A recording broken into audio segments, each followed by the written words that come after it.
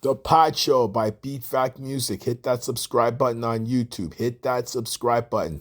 Go and hit Beat Fact Music. BEATFAKMUSIC. Hit that subscribe button. Also, we're on Spotify, Apple Podcasts. Check it out. Yesterday was Game 7. There was a couple of Game 7s out in the sports calendar, and I'm sure most of you know the results by now. If you're not hiding under a hole or hiding under a rock, or hiding in a hole. But let me get to. I want to start with the NHL, and specifically a team from Toronto, because as a sports fan, but a fanatic, I would say, but not crazy. But at the same time, I understand the mechanics of the game when it comes to sports. And I've been honored and blessed to meet people randomly who are in the sports business and just giving me the intel and little tips of how things really operate, and how things come together. Winning formulas, just the consistency, not just to bring fans to games, but just to put a product that is winnable. The key word is winnable. Last night, the Toronto Maple Leafs lost once again 6-1. They lost 6-1 Wednesday night at home in Game 5. And then they turned around and lost again in Game 7. 6-1 both times. 12 goals in 2 games. The energy, I don't know if it's pressure, but needless to say, here's what I'm going to say. And I'm going to get on to what I'm here to talk about. The Toronto Maple Leafs have never been, and I had this conversation with some friends on a group chat. The Toronto Maple Leafs were never constructed to win. They were never constructed to win a Stanley Cup. They were constructed good enough to bring fans to the seats, because they know that the fans are going to show up. The ticket prices are absurd. The food prices are absurd. If you live in Toronto, you see most times people are going to restaurants or buying food on the street even before they even go get close to the arena. Even a hot dog at Scotiabank Arena is ridiculous. People are parking and taking the subway or other forms of transit or carpooling because it's expensive. The city of Toronto is a mirror of the Toronto Maple Leafs. Overrated, overpriced, and a shit product. Knowing that money's going to be coming in. The Toronto Maple Leafs know that money's coming in. They know this. But what was displayed last night was indicative of what they've been since 1967. That's who they are. 58 years of mediocrity just to get fans in the seats. And the fans out there, to all the Maple Leaf diehard fans who bleed blue and white, it's all on you. If you buy a ticket, if you watched any one of those 41 games at home this year, shame on you. If you really believe the Toronto Maple Leafs are going to win the Stanley Cup, then go look at Florida's roster. Go look at Edmonton's roster. Go look at Dallas's roster. Go look at Carolina's roster. Go look at Washington's roster. Just look at the other rosters that are trying to win. The teams in the Final Four, for the exception of Dallas, have no reason to play to win. The city of Dallas has got the Cowboys, they got the Mavs, they have this, they got that. They've had championships. They got the University of Texas, they got Texas A&M, they got Texas Tech. That state is good. The city of Dallas is good. Carolina, basketball state. Hockey's not a staple in Carolina. Hockey's not a staple in Florida. I'm telling you guys, it's football first, football second, football third, soccer fourth, basketball five. That's the state of Florida. I can tell you directly, that's what the state of Florida is. If Game 7 of the Stanley Cup Finals is happening in Florida, and there's a big 30,000 seat game happening, some of the best football players in the state of Florida, you're going to see where everybody's going. I don't care race, color, gender. You're going to go watch that football game because the future of the NFL is on that field. The future of college sports is on that field. You don't have to market football in Florida. It is what it is. You don't have to market Carolina. Basketball is what it is. City of Edmonton, it's all they got is hockey. And the Edmonton Eskimos. Nobody really pays attention to the CFL. So the Leafs know what they've been doing. They've been robbing people. They've been lying to their fans. But the fans have believed the lies. You guys have had this marriage since 1967. You guys have been married to this team for 58 years, a lot of you. Some of you more than that. When are you guys going to realize that a divorce is imminent? It's not happening. It's not happening. You saw it last night. I've seen it. I've predicted it. And the 6-piece happened again last night. This time it was a double 3-piece, 2 3-piece meals with an extra piece given. It was just horrible. But at the end of the day, this is how the city of Toronto is. High rent cost, expensive to take your kids to an event. CN Tower is expensive. Aquarium is expensive. The C&E is expensive and got nothing to show for their prices. Basketball games are expensive. Baseball games are expensive. You should see the price of food. If you don't believe me, I got pictures to show. Trust me, it's ridiculous. $20 for a foot-long hot dog and a drink at a baseball game for a team that hasn't won since 1993. A parking ticket is now $50 if you don't pay your meter. Parking in a lane that's illegal goes from $60 to $200. If you think I'm lying, go Google it, look it up. For all you internet guys or social media guys that like to press on your phone all the time, go check it out.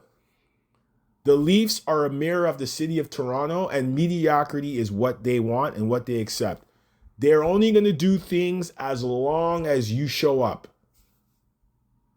Toronto needs a panic button to be pushed. And once that panic button is being pushed, then something might change. But until then, they ain't win the Stanley Cup. So right now, I'm looking at an Oilers-Florida rematch, which will be epic. I think that's what it's meant to be, and I think that's what the stage is going to be. I think those two teams need to play again. It gives it good. There's a Canadian team to cheer for, folks. So orange and blue skies. Before I continue on, I want you guys to listen to this clip from Aaron Gordon, and then I will continue on with that and the Western Conference Finals and Eastern Conference Finals preview.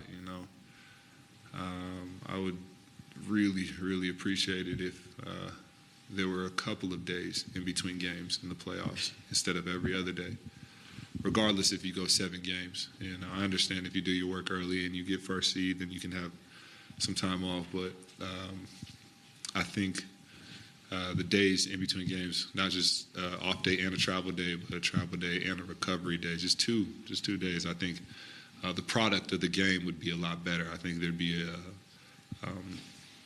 just a better product on the floor, just to give all these professional athletes just one more day of rest, and you would see a higher level of basketball. So that was a clip from Aaron Gordon, or his post-game, a clip from his post-game comments after the 125-93 beating that OKC gave Denver in Game 7 of the Western Conference semifinals. OKC, of course, advancing to the Western Conference Finals, which they're going to play Minnesota tomorrow in Game 1, the WCF championships. I mean, he had something that was interesting that kind of activated something for me, and hence why I played this clip. He stated that he wished that there was more time between games. You played 51 games this season. You averaged 15 points a game. You got paid good amount of money, and I love the fact you're getting your money, and like I said, I'm a fan of everybody getting paid, but you played 51 games out of a possible 82.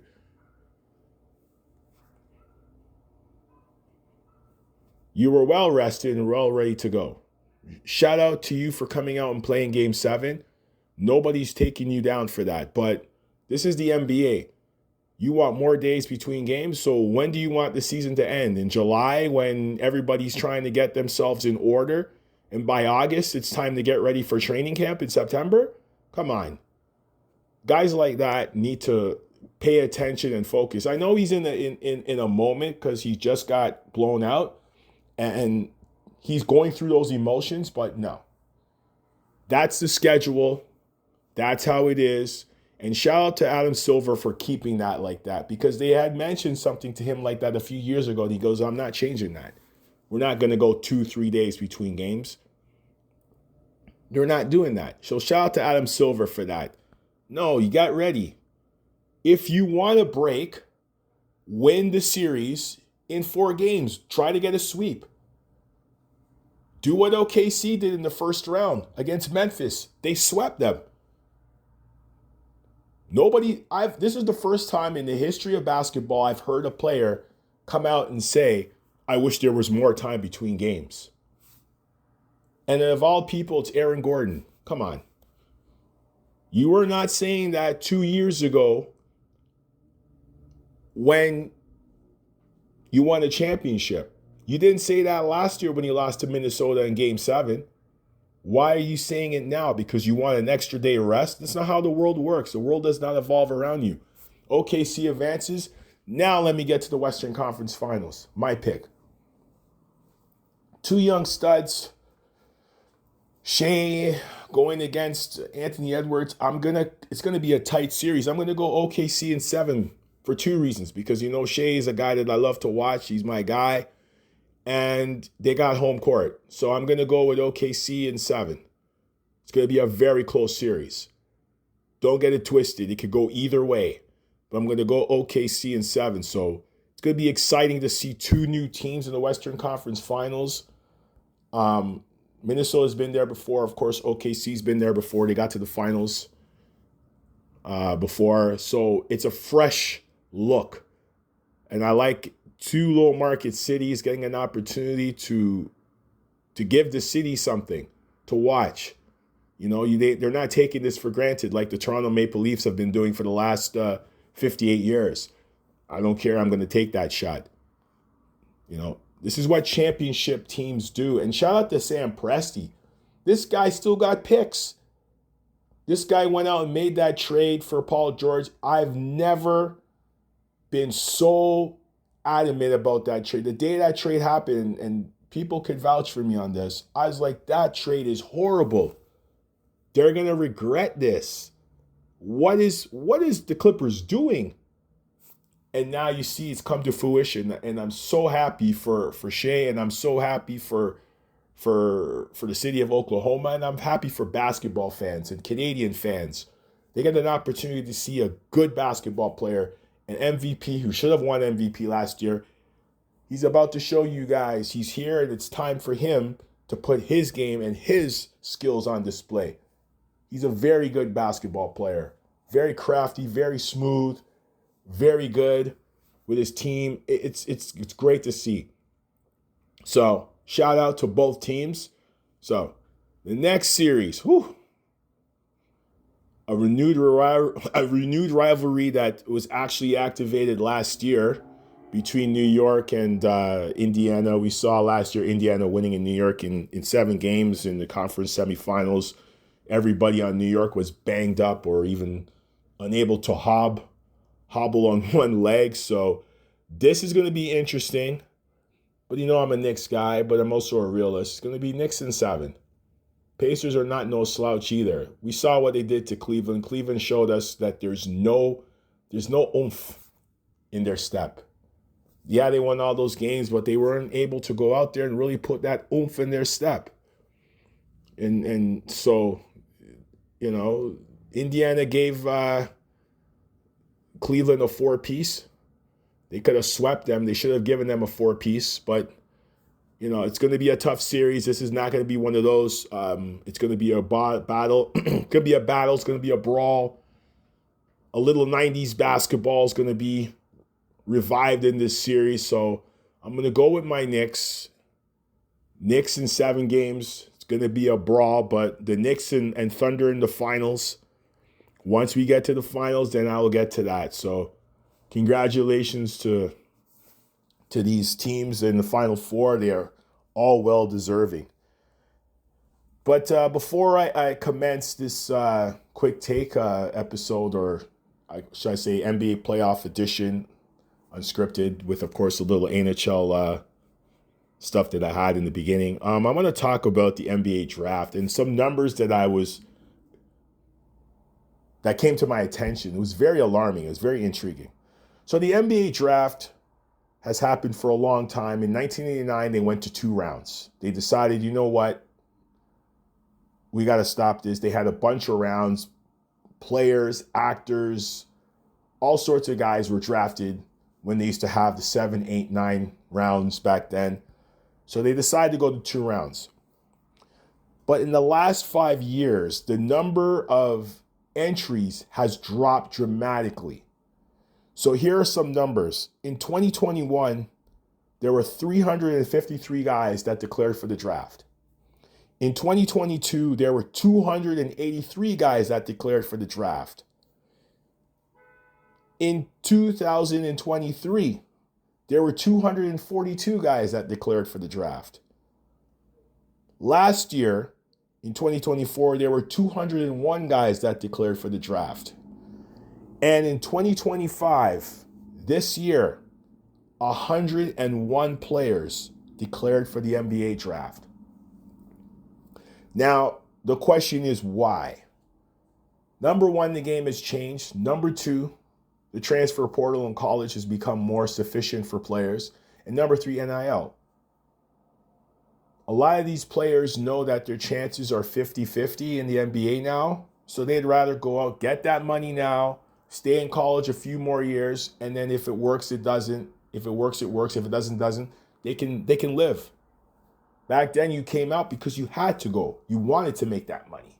But since NIL has become, efficient and effective for players to take care of themselves, now the NCAA might not think so because, it's hurt them, although they've been making billions for years. The players, it's been effective for them. Hence why, the transfer portal is like it's a melting pot for players to come in and come out. But anyways, nevertheless, there's only 105 players that are coming out that will be entered into the draft. And it's intriguing because I think the numbers are going to drop even more next year. If you know you're a sure bet NBA player, you're going to come out. You had some players even consider staying in the draft that are in the top 5. So the NBA knows what's happening. NCAA knows what happened. And like I said, the NCAA, I've talked about this on the previous show. The NCAA created this monster. They know this. So they now have to figure out how to fix this monster. That's not for me or anybody else to figure out. But until then, the players are going to go out. They're going to do what they need to do to take care of themselves. NCAA has taken care of themselves for hundreds of years. Coaches, administrative people, they've even taken care of the TV networks who are paying them billions of dollars to put their product on. The NCAA is a business. So a lot of players now are doing their business and their due diligence even before they go to the pros. So these numbers are alarming, but it's the way the system is now. So it's going to be a very interesting NBA draft. It's not as it used to be. For me, it isn't, because I already knew who the number 1, 2, 3, 4, or 5 picks. We don't know how this draft's going to go and who's drafting what, how the draft is going to go. So it's going to be very intriguing. So on that note, folks, that's another edition of Unscripted 101, playoff edition, whatever you want to call it, quick take, a little hockey here. Congratulations to all the teams that are in the conference finals in hockey and in basketball, and to all the Leaf fans out there. You have a lot of soul searching. You need to protest, do something, because a 6-piece, KFC's at your door right now with your 6-piece orders, and I'm telling you, comes with biscuits, fries, drink, And you know what? A large bottle of Coke. I'm signing out.